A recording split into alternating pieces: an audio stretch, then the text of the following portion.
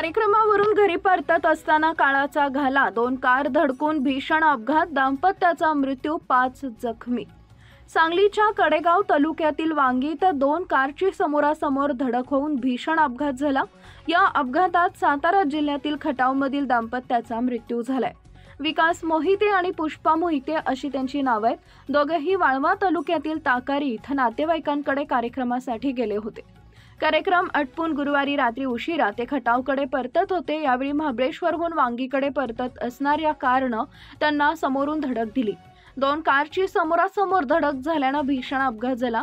यामध्ये दाम्पत्य जागीच ठार झाले।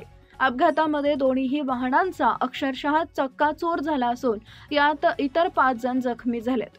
मिळालेल्या माहितीनुसार खटाव येथील विकास भिकू मोहिते हे मोटारीतून ताकारी तालुका वाळवा इथं नातेवाईकांकडे कार्यक्रमासाठी आले होते।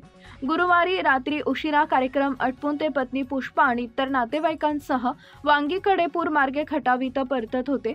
याच वेळी जमीर इलाही औटी राहणार महाबळेश्वर जिल्हा सातारा हा प्रवासी मोटार घेऊन महाबळेश्वरहून कडेपूर वांगी मार्गे सांगलीच्या दिशेने निघाला होता। मोहिते दाम्पत्याचा जागीच मृत्यू। वांगी येथील वाल्मिक नगर परिसरात ताकारी योजनेच्या कालव्यावरील पुलाजवळ जमीर औटीच्या मोटारीनं समोरून येणाऱ्या विकास मोहिते यांच्या मोटारीस जोरदार धडक दिली। धडक इतकी जोरदार होती की दोन्ही मोटारीच्या पुढील भागाचा पूर्णपणे चक्काचूर झाला।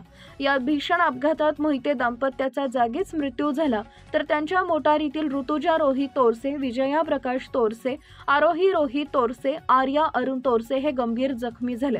प्रवासी मोटारीचा चालक जमीर औटी हा देखील जखमी आहे। जखमींना कराड येथील खासगी रुग्णालयात उपचारासाठी दाखल करण्यात आलेला आहे। अपघातात दोन्ही मोटारींचं मोठं नुकसान झालंय। याबाबत ऋतुजा रोहित तोरसे राहणार खटाव यांनी चिंचणी वांगी पोलीस ठाण्यात फिर्याद दिली आहे। या प्रकरणी पोलीस पुढील तपास करत आहेत।